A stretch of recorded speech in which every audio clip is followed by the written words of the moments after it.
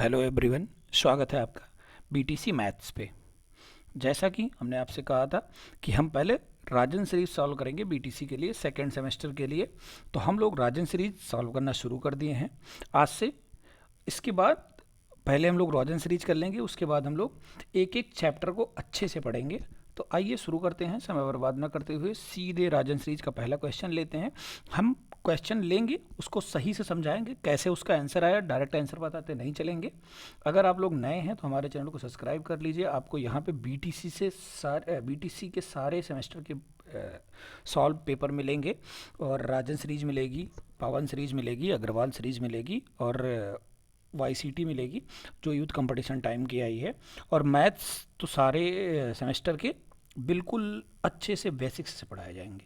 चलिए तो शुरू करते हैं। पहला क्वेश्चन क्या है? पहला क्वेश्चन हमारा है कि क्या लिखा है, ऋणात्मक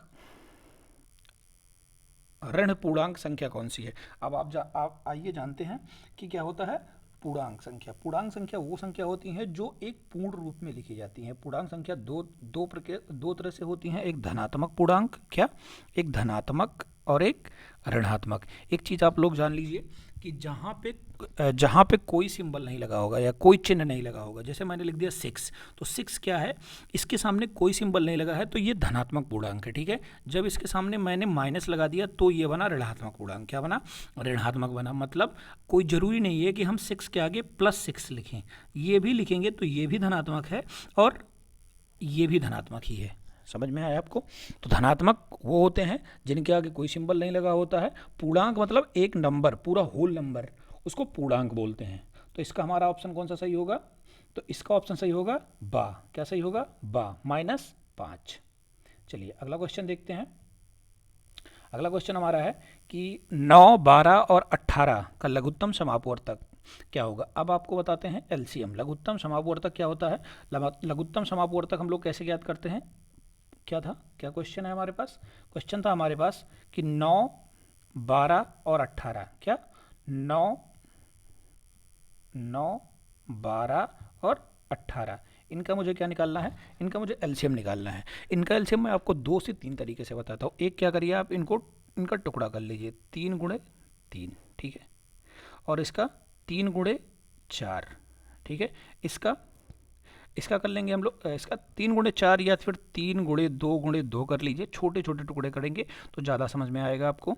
इसका मैंने क्या कर लिया, 2 × 3 × 3। अब जो कॉमन है वो ले लेंगे। पहले कॉमन ले लिया हमने, क्या है मेरे पास, एक 3 आ गया, ठीक। अब क्या बचा मेरे पास, 2 यहाँ है और 1 2 यहाँ पे है और 2 2 यहाँ पे है, तो हम क्या ले लेंगे, 2 बार 2 ले लेंगे, ठीक है। 2 बार 3 यहाँ पे था, 2 बार 3 यहाँ पे था, एक और 3 ले लेंगे। कितना हो गया मेरे पास, 3 दूनी 6, दूनी 12, 3 36। इनका एलसीएम कितना आ गया, 36 आ गया। एक तरीका तो ये हो गया। एक तरीका जो बेसिक्स सब बताते हैं, आइए वो भी जान लेते हैं हम लोग। क्या है बेसिक्स, क्या है इसका? बेसिक इसका है, जैसे हमने लिख लिया 9, 12 और क्या था हमारे पास, 9, 12, 18। इनका एलसीएम कैसे निकालेंगे? इनका एलसीएम बिल्कुल सिंपल तरीके से 2 से काटेंगे पहले, नहीं कटे, सॉरी ये नहीं कटेगा, 9 आ जाएगा, ये 6 और ये भी 9, फिर 2 से काटेंगे, 2, 9, 3 और 9।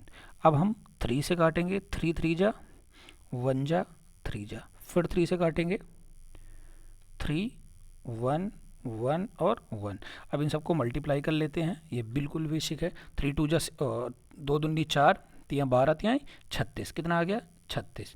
ये तो हो गया दूसरा तरीका।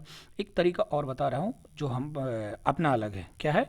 जैसे इसकी सबसे क्या था हमारे पास, 9, 12 और 18, सबसे बड़े नंबर को लेंगे और उसको मल्टीप्लाई करेंगे। जैसे मैंने 18 लिया, 18 को 2 से मल्टीप्लाई किया तो कितना आया, 36 आया। अब देखेंगे जो हमारे पास ये सारे नंबर हैं, इनकी टेबल इसमें आती है, अगर आती है तो हमारा वही एलसीएम हो जाएगा।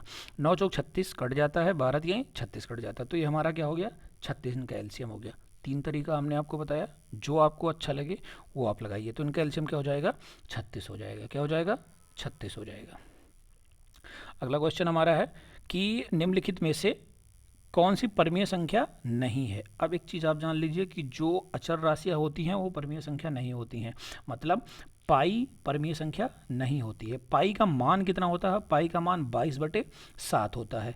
जब कभी लिखना होता है तब हम लिखते हैं पाई का मान 22/7 होता है, लेकिन पाई एक परमीय संख्या नहीं है।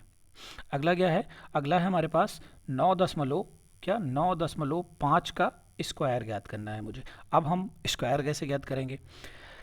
स्क्वायर का तरीका, एक मल्टीप्लिकेशन की ट्रिक बताता हूँ आपको, बहुत ध्यान से समझिएगा, बहुत अच्छा लगेगा और समझ में आ जाएगा। क्या करेंगे? इसको इससे मल्टीप्लाई करेंगे, 25, कितना कैरी आया और कितना हासिल आया? 2, यहाँ लिख लेंगे। इसको इससे क्रॉस प्रोडक्ट करेंगे, मतलब इनका क्रॉस मल्टीप्लाई करेंगे। 9 × 5 = 45, 9 × 5 = 45, यहाँ लिख लेंगे। 45 और 45 कितना होता है? 90, ठीक है। और 2 92, कितना हो गया? यहाँ पे क्या लिख देंगे? 2 लिख देंगे। क्या लिख देंगे? 2 लिख देंगे। कैरी कितना आया? हासिल कितना आया? 9, 9 × 9 = 81 और 9 90, ठीक है। अगर हमें 1 पॉइंट के बाद दशमलव लगा है तो हम यहाँ पे स्क्वायर में क्या हो जाता है? 2 पॉइंट के बाद दशमलव हो जाता है। आंसर कितना आ गया? 90.25। क्या आ गया? 90.25। समझ में आया? तरीका समझ में आया? ये हमारा स्क्वायर, ये जब छोटे नंबर पे निकालेंगे अब बहुत अच्छे से निकलेगा। जैसे हमने बताया 11, ठीक है। तो 11 का कैसे निकलेगा? 1 × 1 कोई कैरी नहीं, 1 × 1 1 × 1 यानी 1 और 1 1 और 1 2 आ गया, और 1 × 1 121, 11 का स्क्वायर, ठीक। ये तरीका आप ट्राई करेंगे, 2 4 6 10 सवाल लगाएंगे, आपको बहुत अच्छे से आ जाएगी। अगला क्वेश्चन क्या है कि वर्ग जो है हमारा 40 और 50 के मध्य बिंदु। अब मध्य बिंदु कैसे निकालते हैं? आपने पढ़ा होगा फर्स्ट सेमेस्टर में औसत के बारे में। क्या औसत? औसत क्या होता है? औसत क्या होता है? जितने नंबर दिए होते हैं उनको जोड़ के जितने नंबर से भाग कर देते हैं, मतलब पदों का योग। जैसे 2 पद दिया है इसमें, मैंने बोला इसी सवाल से देखता हूँ, 40 और 50 2 दिया है ना, तो इन दोनों को ऐड कर दो और जितने पद दिए हैं उनसे भाग कर दो। तो 40 और 50 का कितना होता है? 90। भाग कितने से करेंगे? 2 से। कितना आ गया? 45। कितना आ गया? 45। तो इसका मध्य बिंदु क्या हो जाएगा? 45, ठीक है। मध्य बिंदु, औसत या माध्य, ये तीनों एक ही चीज होते हैं। अगला क्या है? निम्न में से अभाज्य संख्या। अब अभाज्य संख्या क्या होती है? अभाज्य संख्या वो होती हैं जो या तो 1 से कटती हैं या तो स्वयं से कटती हैं। तो 1 से तो सारी संख्याएं खुद से कट जाती हैं, और स्वयं से जो, जैसे मैंने बोला 3, जैसे मैंने सपोज करो सबसे छोटी अभाज्य संख्या क्या होती है? 2 होती है। मैंने बोला 2 क्या है? अभाज्य संख्या। एक तो ये 1 से कटेगी और एक 2 से कटेगी। जैसे मैंने अगला नंबर बोला आपको 4, तो 4 1 से भी कट रहा है, 2 से भी कट रहा है और खुद से भी कट रहा है। तो ये अभाज्य संख्या नहीं है, ये भाज्य संख्या होगी। अभाज्य संख्या वो संख्याएं होती हैं जो खुद से भी कटती हैं, खुद से कटती हैं और 1 से कटती हैं। तो आइए इसमें चेक करते हैं हम लोग क्या क्या है। जैसे 8 है हमारे पास, तो 8 किससे कट गया? 2 से कट गया, 1 से कट गया, 4 से कट गया और 8 खुद से कट गया, मतलब 1 मिल गया। ये गलत हो गया। इसमें देखते हैं 3 7 9। अब 9 को देखते हैं, 9 किससे कटा? 1 से भी कटा, 3 से भी कटा और 9 से भी कटा, ये भी गलत हो गया।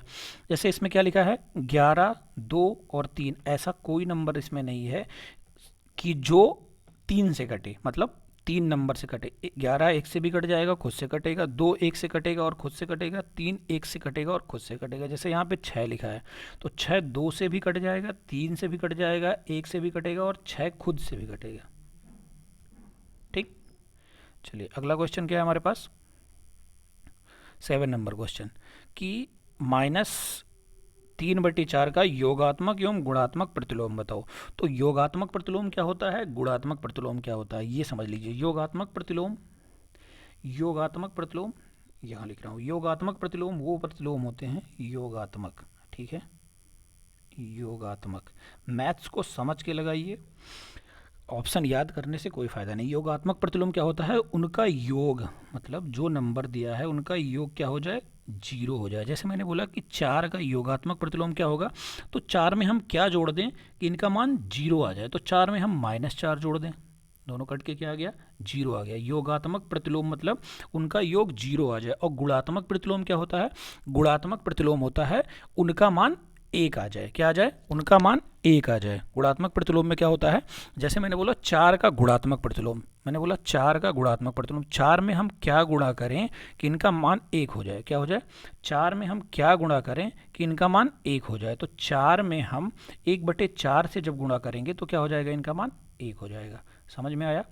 सब आपको याद करवा देते हैं कि 4 का गुणात्मक प्रतिलोम 1/4 हो जाएगा, उल्टा हो जाएगा, लेकिन क्यों हो जाएगा ये जानिए आप, नहीं तो आप कंफ्यूज हो जाएंगे सवाल में। मैंने बोला 4 का योगात्मक प्रतिलोम, योगात्मक मतलब इनका मान 0 आ जाए, तो 4 में क्या जोड़ दें कि इनका मान 0 आ जाए, तो -4 जोड़ देंगे। समझ में आया क्या होता है गुणात्मक और योगात्मक।